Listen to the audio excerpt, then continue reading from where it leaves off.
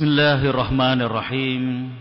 Assalamualaikum warahmatullahi wabarakatuh. Alhamdulillahilladzi arsala rasulahu bil huda wa dinil haq liyuzhirahu 'alad dini kullihi wa kafa billahi shahida. Nashhadu an la ilaha illallah wa nashhadu anna Muhammadan 'abduhu wa rasuluh. Allahumma salli wa sallim wa barik ala nabiyyina Muhammad wa ala alihi wa sahbihi wa man sara ala nahjihi wastanna bi sunnatihi ila yaumiddin. Qala Allahu azza wa jalla fi kitabihil karim, a'udzu billahi minasy syaithanir rajim, yarfa'illahu alladhina amanu minkum walladhina utul ilma darajat. Sadaqallahul azim. Hadirin hadirat para perindu surga Allah Subhanahu wa taala, tentunya tiada kata yang pantas kita lantunkan di siang hari ini di penghujung dari tahun ini melainkan ucapan syukur. Alhamdulillah. Betapa sayangnya Allah kepada kita, betapa banyaknya nikmat dan karunia yang Allah limpahkan kepada kita. Kembali Allah percayakan hidup di hari ini, Allah sehatkan kita, Allah limpahkan rizkinya yang begitu luas kepada kita. Sungguh kalau kita bermaksud menghitung nikmatnya, kita tidak akan sanggup untuk menghitungnya.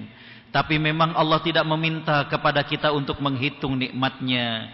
Yang Allah minta kepada kita adalah mensyukuri nikmatnya.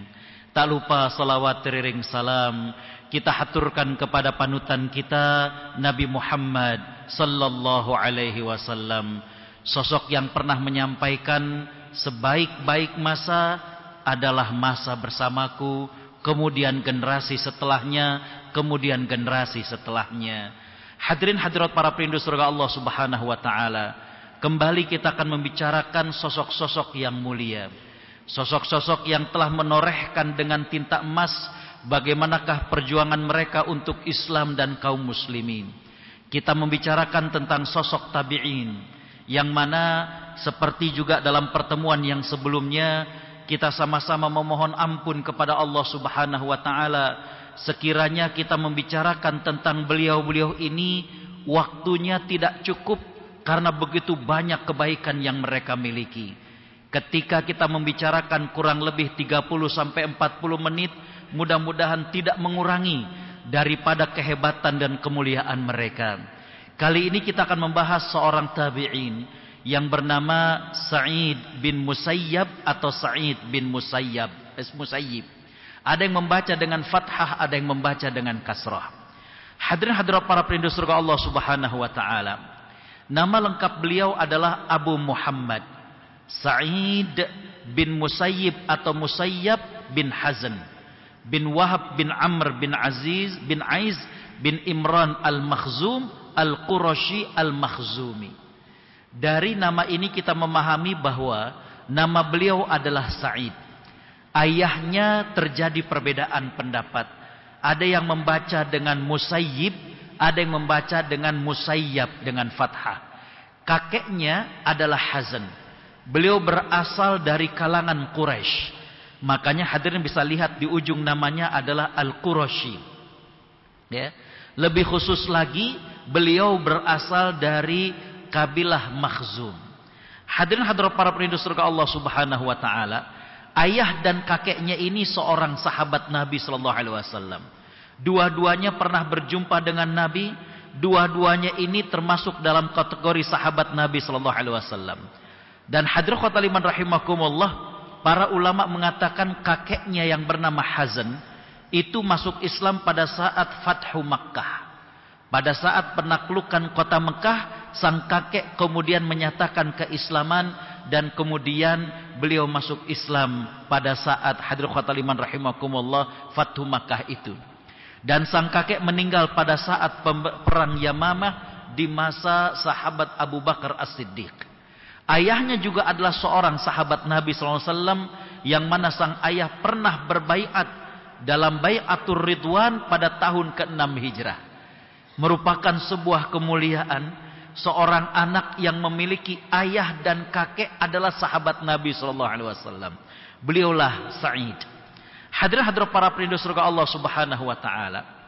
Menurut riwayat bahwa Sa'id dilahirkan pada tahun kedua atau keempat ketika Umar bin Khattab diangkat menjadi khalifah. Ya. Jadi ada perbedaan pendapat. Ini sangat mungkin terjadi. Tapi hadirin khotul iman, perbedaan ini tidak mengurangi daripada kemuliaan seseorang.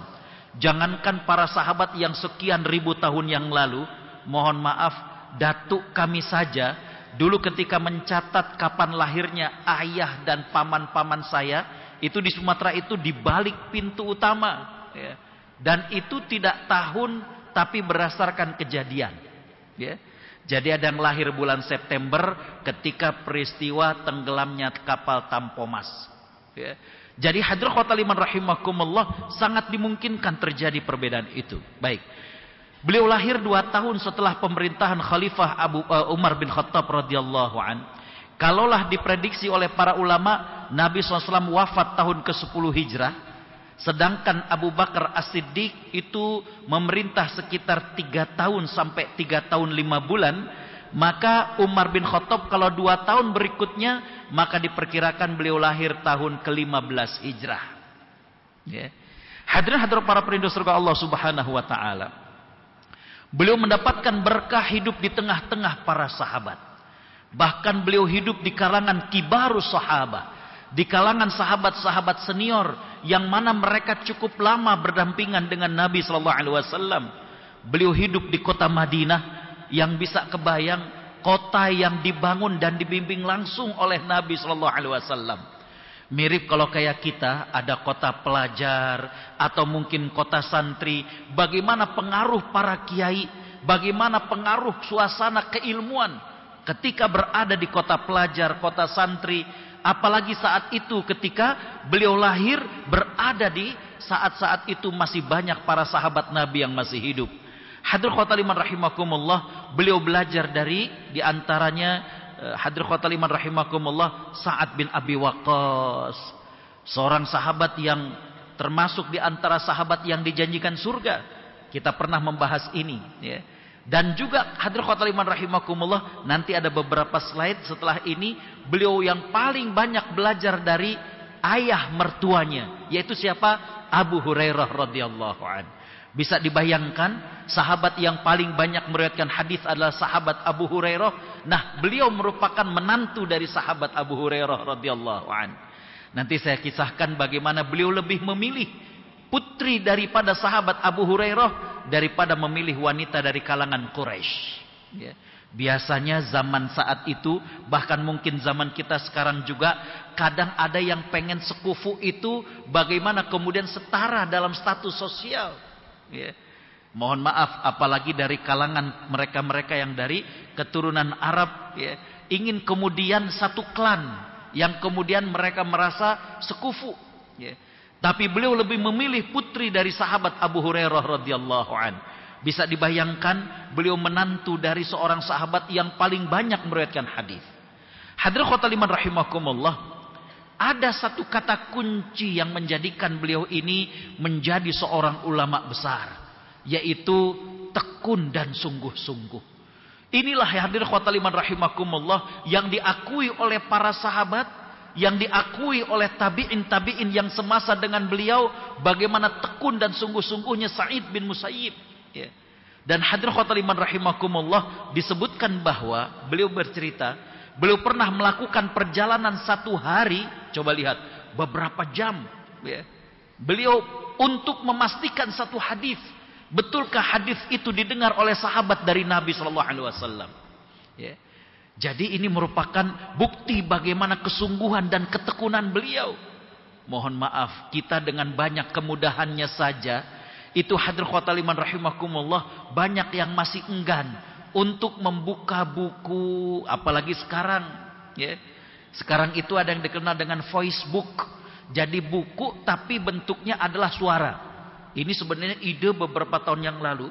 Saya sempat ke Houston, ke Amerika, dan ada jamaah yang bilang, Pak Kiai, kenapa Pak Kiai nggak membacakan misalkan Riyadhus Shalihin, direkam dan itu menjadi Facebook? Karena kenapa? Bagaimana kecenderungan orang membaca semakin menurun dan kecenderungannya mendengar. Bapak-bapak yang punya anak Gen Z ya, atau generasi-generasi milenial, katakan mereka lebih senang untuk ngedengerin podcast, kadang sambil makan sambil ngedengerin, kadang sambil pakai baju ngedengerin. Karena kenapa? Sekarang ini mereka lebih senang menggunakan telinganya ketimbang menggunakan matanya ya. Nah, hadirin khotaliman rahimakumullah, Sa'id ibn Musayyib rahimahullah, bagaimana kesungguhan beliau untuk memastikan satu hadis, beliau sampai sanggup untuk melakukan perjalanan berhari-hari.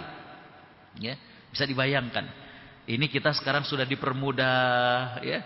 Ada yang lewat Zoom, ada yang lewat kemudian YouTube, ya. Hadirin khotaliman rahimakumullah, karena kesungguhan beliau, karena ketunganan beliau, maka hadirin khotal iman, para ulama sepakat kalau sebuah hadis diriwayatkan dari Sa'id ibn Musayyib tanpa menyebutkan sahabat, tapi langsung menyebutkan Nabi Shallallahu Alaihi Wasallam, ini dalam ilmu hadis disebut dengan hadis mursal. Ya. Jadi hadis mursal adalah di mana seorang tabi'in melengkapi itu artinya nggak menyebutkan sahabat dan langsung mengatakan Nabi SAW bersabda begini, Nabi melakukan begitu. Kalau untuk yang lain, maka para ulama mengatakan hadis mursal termasuk hadis yang dhaif. Kenapa? Karena ada yang terlewat. Seorang tabi'in, definisi daripada tabi'in adalah seseorang yang berjumpa dengan sahabat tapi nggak pernah berjumpa dengan Nabi Sallallahu Alaihi Wasallam. Maka para ulama hadis mengatakan kalau ada tabi'in yang mengatakan Nabi bersabda begini-begini, Rasulullah SAW melakukan begini begitu, maka ini adalah hadisnya lemah. Karena kenapa? Dia nggak berjumpa dengan Nabi. Kecuali mursal Sa'id ibn Musayyib, para ulama sepakat bahwa mursal Sa'id ibn Musayyib dipastikan sahih. Kenapa? Karena beliau pasti mengambil dari sahabat, cuma terkadang untuk meringkas beliau nggak menyebutkan sahabat yang beliau ambil. Bisa dipahami? Ya. Kita juga kadang nggak menyebutkan itu bukan kita nggak tahu riwayat siapa. Ya, kadang kita mengatakan Nabi SAW bersabda, mungkin ada yang mengatakan, loh sahabatnya mana Ustaz? Kadang untuk meringkas. Ya. Mohon maaf kalau ada yang pernah konsultasi dengan saya, kalau sudah konsultasi kemudian plus dengan dalilnya, itu jarang saya ngetik, panjang kalau dengan dalilnya. Sering kemudian saya pakai voice. Jadi ya, baru tadi pagi ada seorang wanita dari Sydney yang bertanya tentang pendapat Imam Syafi'i yang lagi viral katanya di TikTok ya dan lain sebagainya. Ada seorang ustadz yang menulis bahwa Imam Syafi'i membolehkan seorang ayah menikahi ayah kandungnya ya.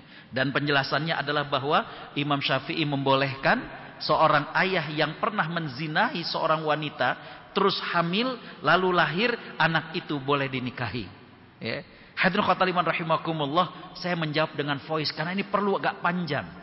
Saya katakan dua hal, Bu. Yang pertama adalah para ulama selisih pendapat. Benarkah ini pendapat Imam Syafi'i atau tidak?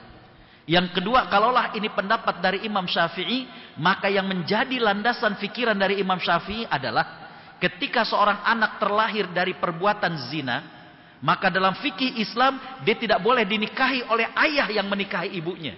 Bisa dipahami? Yang menjadi walinya adalah wali hakim. Sehingga dengan demikian dalam pandangan Imam Syafi'i bahwa karena seorang laki-laki tersebut tidak bisa menjadi wali bagi perempuan tersebut, berarti boleh dinikahi. Bisa dipahami cara pandang Imam Syafi'i. Yang ketiga, kami dulu ketika belajar, baik ketika di Timur Tengah maupun S3 di Malaysia, ini termasuk yang dikatakan para ulama dengan pendapat-pendapat yang syadz. Pendapat-pendapat yang berbeda dengan mayoritas para ulama.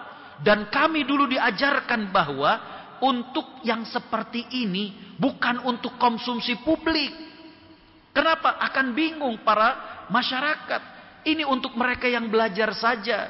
Untuk dua hal. Yang pertama, untuk menjadi sebuah keyakinan. Tidak ada yang maksum kecuali Allah Subhanahu wa ta'ala. Ya? Tapi yang kedua, termasuk adab kepada para ulama. Dari sedemikian banyak pandangan Imam Syafi'i yang hebat, jangan sampai ternodai dengan pandangan yang bagi kita dan menurut jumhur ulama berbeda. Ya.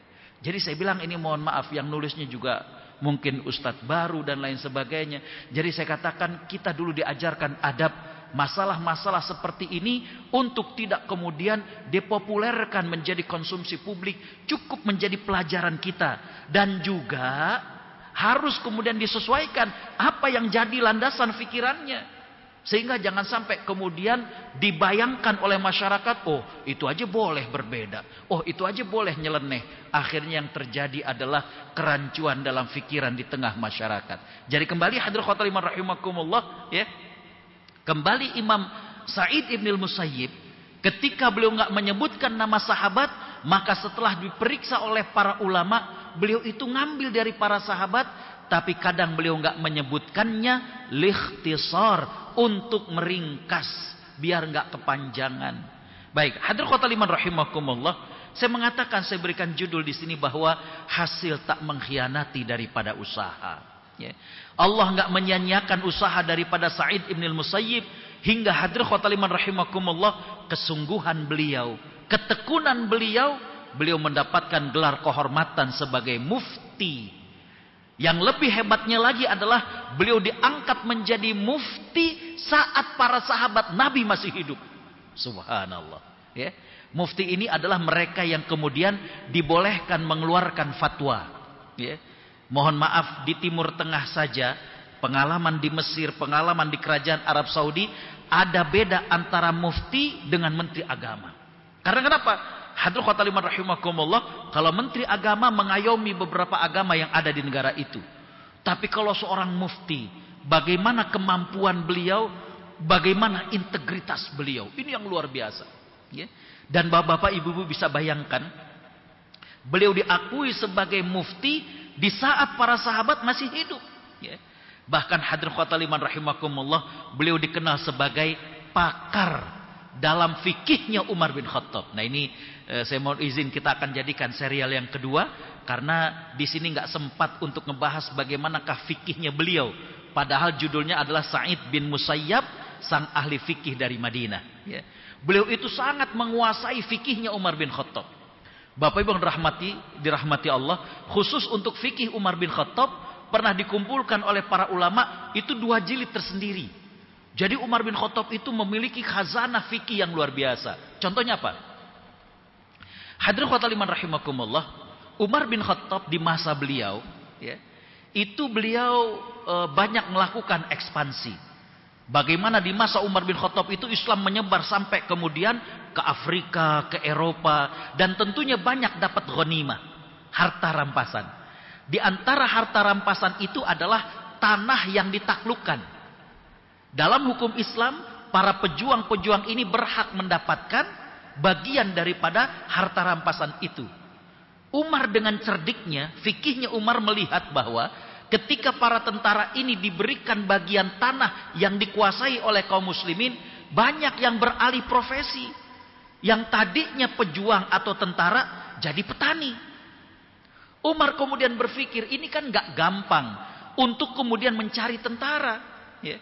Kalau kemudian para tentara yang biasanya perang tiba-tiba nyangkul dan lain sebagainya, nanti dibutuhkan mereka saat perang, nggak mudah mencari tentara. Akhirnya Umar kemudian berijtihad bahwa para tentara ini tidak diberikan tanahnya, tapi diberikan hasil dari tanahnya. Bisa dipahami? Ya. Jadi Umar bin Khattab tidak merubah bagaimanakah apa yang Nabi SAW pernah ajarkan, bahwa para pejuang-pejuang yang ikut dalam peperangan, mereka berhak mendapatkan harta rampasan, cuma nggak langsung dikasih tanahnya. Tanahnya digarap oleh penduduk setempat, hasilnya diberikan kepada para tentara ini. Ini juga yang kemudian bagi kami, Dewan Syariah di Lembaga Zakat, ini menjadi sebuah fikih buat kami. Apa artinya? Dana zakat bisa diberikan nominalnya, tapi bisa juga diberikan manfaatnya. Apa contohnya? Misalkan di sini, ya, menggalang dana dan menghimpun dana menjadi UPZ atau menjadi LAZ atau dan lain sebagainya, maka boleh diberikan langsung kepada orang-orang fakir dan miskin, atau maaf, dibelikan ambulan, dan ambulannya ini kalau ada orang fakir yang keluarganya meninggal dunia, boleh digunakan tanpa dikenai biaya. Jadi nggak diberikan cashnya, tapi diberikan apa? Manfaatnya. Bisa dipahami? Ya. Ini juga yang kemudian menjadi ide-ide besar. Ya.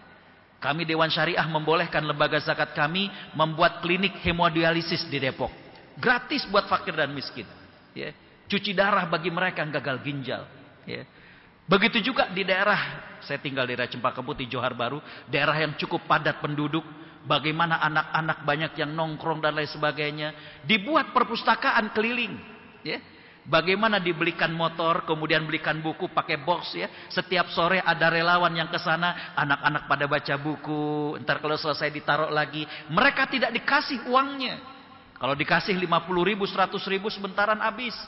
Tapi kalau diberikan itu, maka diberikan manfaatnya. Bisa dipahami. Ini hanya satu dari kesekian banyak kekayaan fikih yang dimiliki oleh Umar bin Khattab. Nah, di antara yang menguasai fikih Umar bin Khattab adalah Sa'id ibn al-Musayyib. Ya. Jadi saya mohon izin nanti kita akan bikin sesi yang kedua untuk ngebahas tentang fikihnya Sa'id ibn al-Musayyib, karena kita akan berbicara dulu tentang kepribadian beliau. Baik, hadirin khotbah liman rahimakumullah. Beliau juga menguasai fikihnya Abu Bakar As-Siddiq, ya.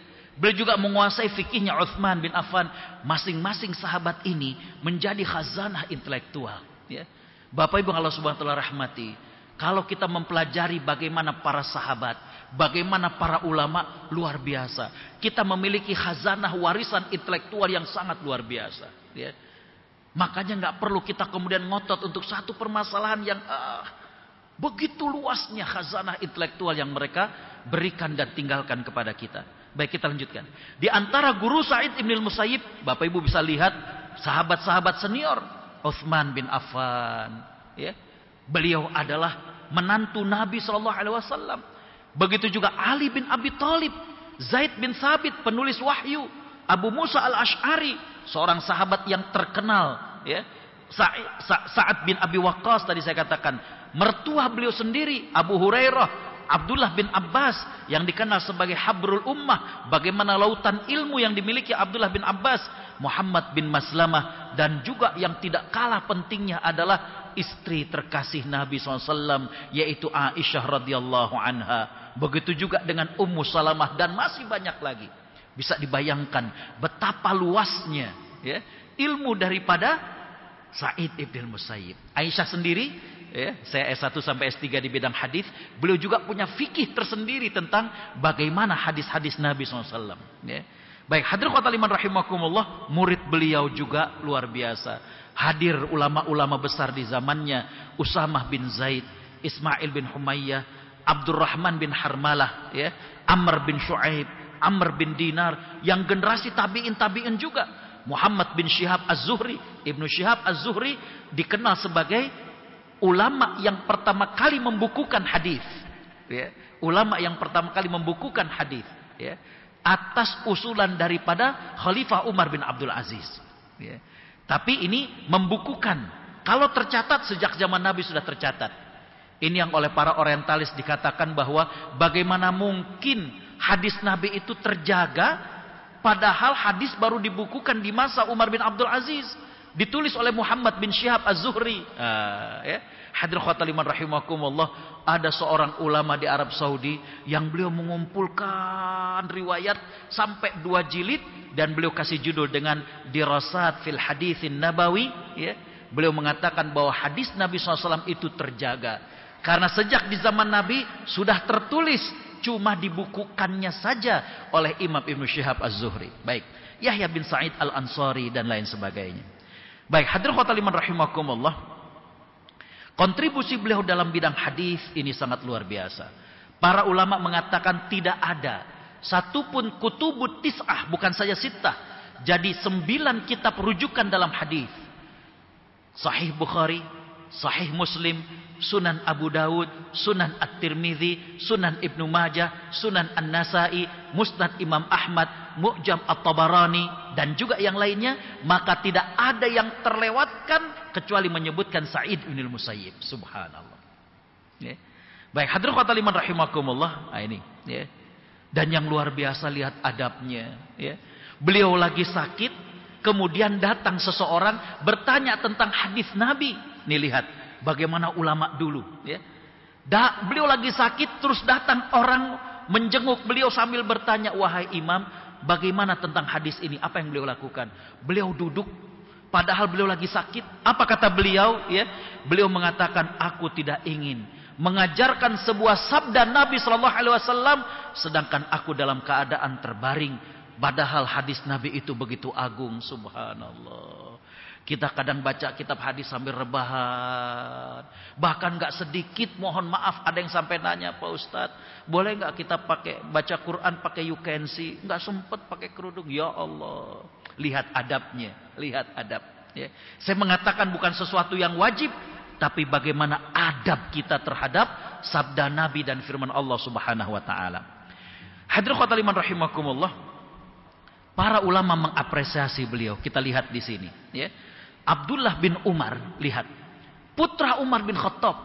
Salah satu di antara ulamanya para sahabat, ketika mendengar bagaimana pandangan daripada Sa'id ibn al-Musayyib, beliau mengatakan, demi Allah, kalau Nabi Shallallahu Alaihi Wasallam hidup dan melihat dan mendengar apa yang dikatakan oleh Sa'id ibn al-Musayyib, niscaya Nabi akan bangga. Dan beliau mengatakan, beliau sungguh merupakan tokoh ulama yang pantas untuk memberikan fatwa.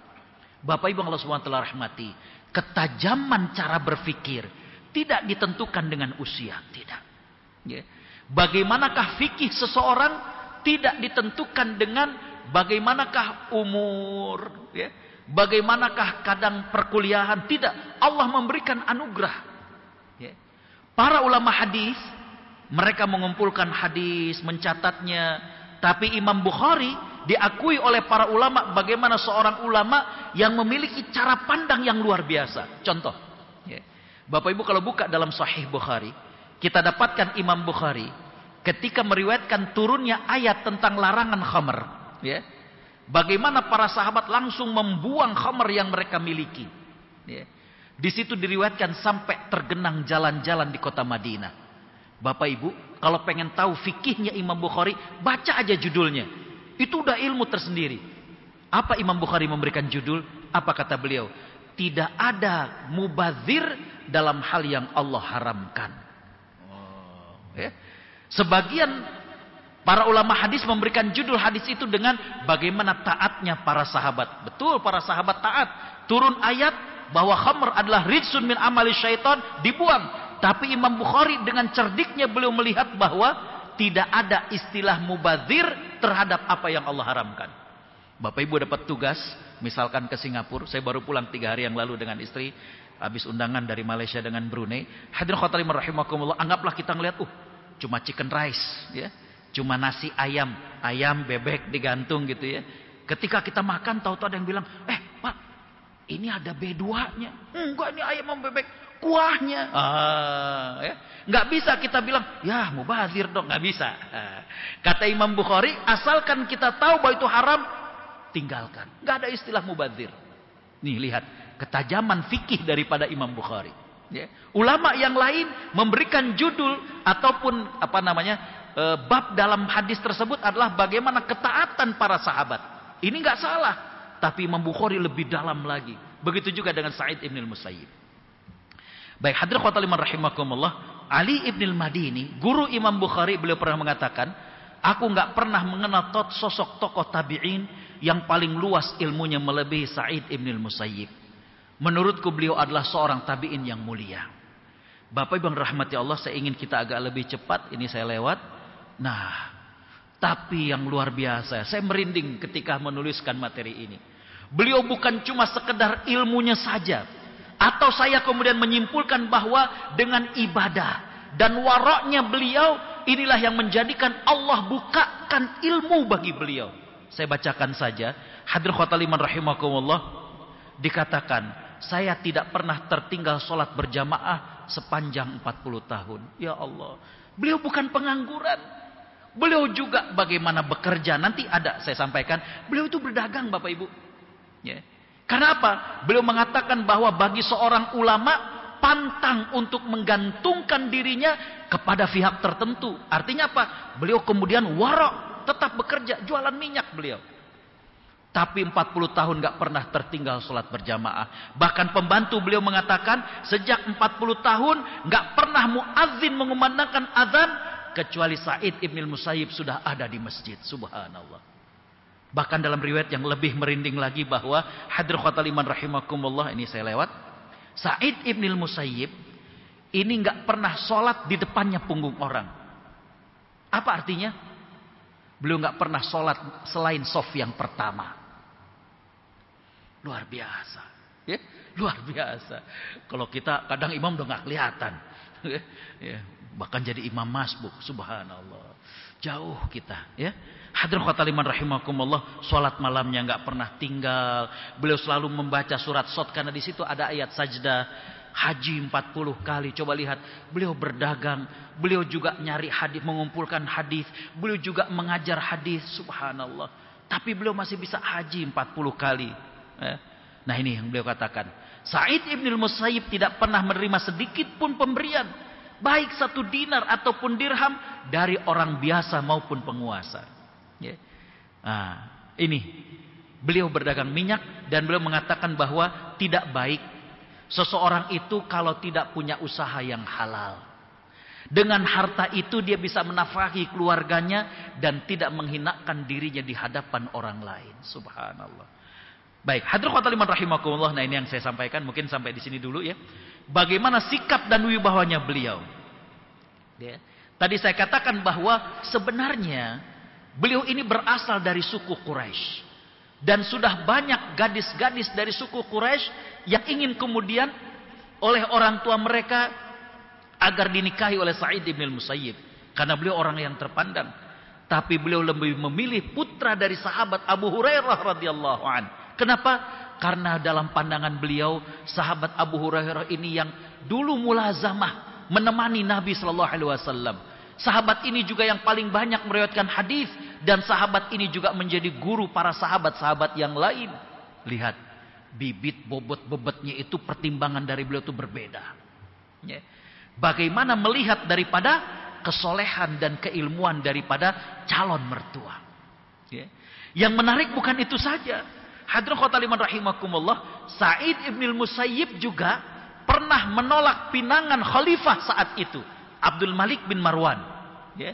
Abdul Malik bin Marwan pernah meminta putri daripada Sa'id ibnul Musayyib agar dinikahkan dengan putranya. Coba, putra khalifah.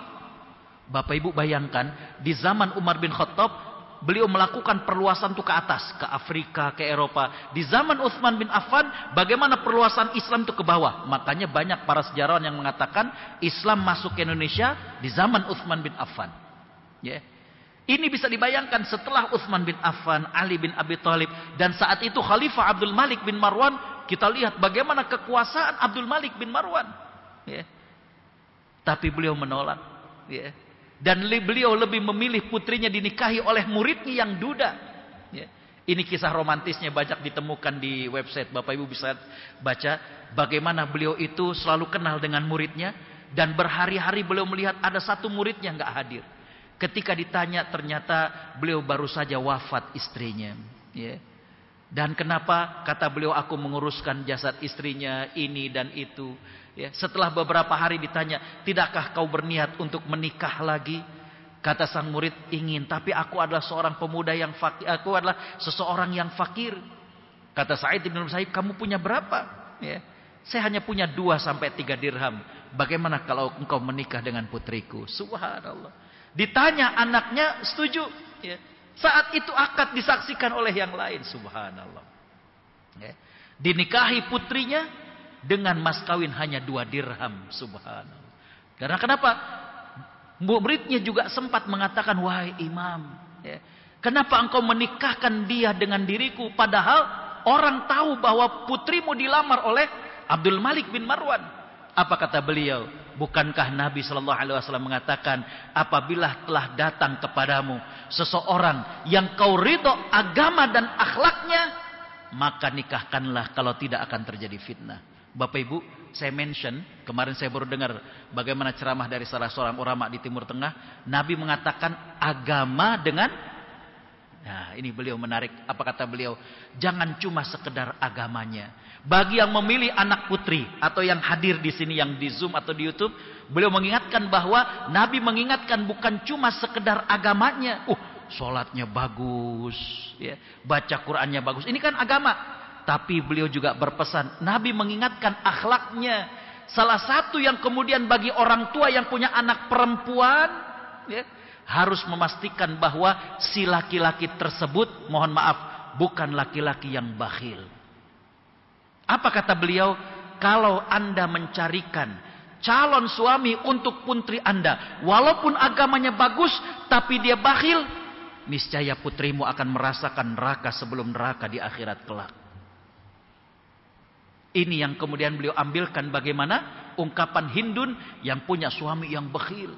Ya, baik, hadirin khotaliman rahimakumullah, sampai kemudian dinikahkan dengan murid beliau yang duda. Yang menarik, suatu saat Abdul Malik bin Marwan itu beliau punya kebiasaan kalau malam ngundang para ulama. Hari itu beliau belum ngundang siapa-siapa. Ya. Maka beliau mengatakan kepada pelayannya, coba engkau ke Masjid Nabawi. Engkau cari siapa ulama, tolong dipanggil ke sini. Ya. Ketika saat itu sang pelayan ke Masjid Nabawi, nggak ada ulama-ulama yang lain. Kecuali ada seorang ulama yang saat itu tengah didengarkan oleh banyak murid-muridnya. Dipanggil. Sa'id bin Musayyib terus melanjutkan pelajarannya. Sampai setelah selesai, dihampiri. Tidakkah kau melihat aku memanggilmu? Kata Sa'id bin Musayyib, aku tengah mengajar. Kalau gitu, aku merupakan utusan khalifah. Khalifah minta kepadamu untuk datang ke kerajaan. Kata beliau, tidak. Ilmu itu didatangi, bukan mendatangi. Kata beliau. Ya. Sampaikan kepadanya, di Masjid Nabawi tersedia tempat yang luas kalau beliau ingin belajar dan menyimak ilmu. Ini pelayannya pulang. Ya. Disampaikan kepada sang khalifah bahwa dia tadi nggak ketemu sama seorang pun ulama, kecuali satu ulama. Dia juga nggak sempat nanya siapa namanya, tapi menolak untuk datang. Apa kata Abdul Malik bin Marwan? Aku tahu siapa dia. Nggak ada yang berani bersikap seperti itu kecuali Sa'id ibn al-Musayyib. Ya. Anak-anak daripada khalifah itu ngobrol di antara mereka. Siapa sih yang berani nolak ayah? Siapa yang berani menolak ayah kita? Di mana Kaisar Rum, Raja Persia takut dan takluk di bawah kekuasaan sang ayah. Ini ada seorang ulama yang berani menolak undangan sang ayah. Kata kakaknya, aku tahu. Ya. Siapa kak? Dia adalah Sa'id ibn al-Musayyib. Loh kok kakak kenal? Karena dialah yang pernah menolak pinanganku untuk putrinya. Jadi sang kakak ini ternyata dia hafal. Ini yang dulu nolak pinangan dia terhadap putrinya. Hadirin khotaliman rahimakumullah, itulah sikap dan juga luar biasa wibawa daripada Sa'id ibn al-Musayyib. Hadirin khotaliman rahimakumullah, waktu juga yang memisahkan kita. Dari 23 slide yang saya siapkan baru terbahas 12 slide. Padahal saya berjanji kita akan membahas tentang fikihnya daripada Sa'id ibn al-Musayyib di pertemuan yang berikutnya. Sekali lagi seperti yang saya sampaikan, kita istighfar kepada Allah ya, karena waktu yang sangat-sangat singkat sehingga tidak bisa menceritakan begitu mulianya orang-orang ini. Mudah-mudahan kita bisa mencontoh orang-orang yang mulia ini, dan mudah-mudahan Allah Subhanahu wa taala mengumpulkan kita bersama dengan Nabi sallallahu alaihi wasallam, para sahabat, para tabi'in, orang-orang yang soleh sebelum kita. Akhirnya kita tutup kajian kita pada siang hari ini dengan membaca tasbih kafaratul majlis. Subhanaka Allahumma wa bihamdika asyhadu an la ilaha illa anta astaghfiruka wa atubu ilaik. Wassalamualaikum warahmatullahi wabarakatuh.